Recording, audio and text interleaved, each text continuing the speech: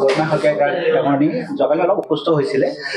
মই পোনপ্ৰথমে আপোনালোকৰ মাধ্যমৰ ধৰি সকলো অসমবাসী ৰাইজক জনাইছোঁ যে বৰ্তমান তেওঁ সুস্থ, বিশেষ চিন্তাৰ কাৰণ নাই। যোৱাকালি সন্ধিয়া অলপ অসুস্থ হোৱাৰ কাৰণে ৰাতি 10 মান বজাত তেওঁক চিটি হস্পিটেলত এডমিট কৰোৱা হয়। যি সময়ত তেওঁ আহিছিলে সেই সময়ত তেওঁ একচুৱেলি উইকনেছ আৰু ডিহাইড্ৰেশ্যন এইকেইটা হিষ্ট্ৰী লৈ আহিছিলে। আমাৰ জ্যেষ্ঠ চিকিৎসক ডক্টৰ ব্ৰজেন্দ্ৰ লহকৰ আৰু ডক্টৰ চন্দনা শৰ্মাৰ তত্বাৱধানত তেখেতৰ চিকিৎসা চলি আছে।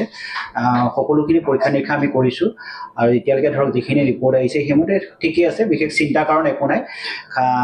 গোটেইখিনি ৰিপৰ্ট অহাৰ পিছত আজি বা অহাকালিৰ ভিতৰত ডক্টৰসকলে ডিচিশ্যন ল'ব যে তেওঁ ডিচাৰ্জৰ কথা আহিব।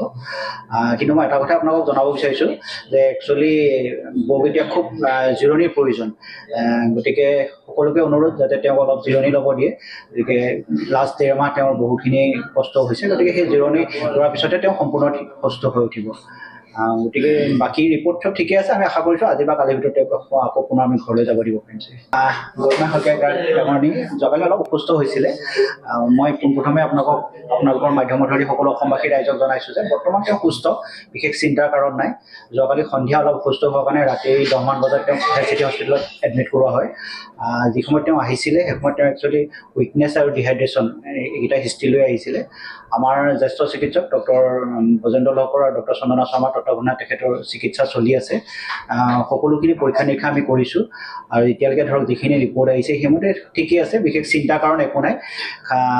গোটেইখিনি ৰিপৰ্ট অহাৰ পিছত আজি বা অহাকালিৰ ভিতৰত ডক্টৰসকলে ডিচিশ্যন ল'ব যে তেওঁ ডিচাৰ্জৰ কথা আহিব। কিন্তু মই এটা কথা আপোনালোকক জনাব বিচাৰিছোঁ যে একচুৱেলি বৌক এতিয়া খুব জিৰণিৰ প্ৰয়োজন। গতিকে সকলোকে অনুৰোধ যাতে তেওঁক অলপ জিৰণি ল'ব দিয়ে। গতিকে লাষ্ট 1.5 মাহ তেওঁৰ বহুতখিনি কষ্ট হৈছে, গতিকে সেই জিৰণি লোৱাৰ পিছতে তেওঁ সম্পূৰ্ণ সুস্থ হৈ উঠিব। গতিকে বাকী ৰিপৰ্ট চব ঠিকে আছে। আমি আশা কৰিছোঁ আজি বা কালিৰ ভিতৰত তেওঁক আকৌ পুনৰ আমি ঘৰলৈ যাব দিব পাৰিম। গৌতম শইকীয়া ডাঙৰণী যোৱাকালি অলপ অসুস্থ হৈছিলে। মই পোনপ্ৰথমে আপোনালোকৰ মাধ্যমৰ ধৰি সকলো অসমবাসী ৰাইজক জনাইছোঁ যে বৰ্তমান তেওঁ সুস্থ, বিশেষ চিন্তাৰ কাৰণ নাই। যোৱাকালি সন্ধিয়া অলপ অসুস্থ হোৱাৰ কাৰণে ৰাতি 10 মান বজাত তেওঁক চিটি হস্পিটেলত এডমিট কৰোৱা হয়।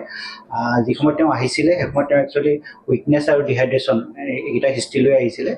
আমাৰ জ্যেষ্ঠ চিকিৎসক ডক্টৰ ব্ৰজেন্দ্ৰ লহকৰ আৰু ডক্টৰ চন্দনা শৰ্মাৰ তত্বাৱধানত তেখেতৰ চিকিৎসা চলি আছে। সকলোখিনি পৰীক্ষা নিৰীক্ষা আমি কৰিছোঁ আৰু এতিয়ালৈকে ধৰক যিখিনি ৰিপৰ্ট আহিছে সেইমতে ঠিকেই আছে, বিশেষ চিন্তাৰ কাৰণ একো নাই। গোটেইখিনি ৰিপৰ্ট অহাৰ পিছত আজি বা অহাকালিৰ ভিতৰত ডক্টৰসকলে ডিচিশ্যন ল'ব যে তেওঁ ডিচাৰ্জৰ কথা আহিব। কিন্তু মই এটা কথা আপোনালোকক জনাব বিচাৰিছোঁ যে একচুৱেলি বৌক এতিয়া খুব জিৰণিৰ প্ৰয়োজন।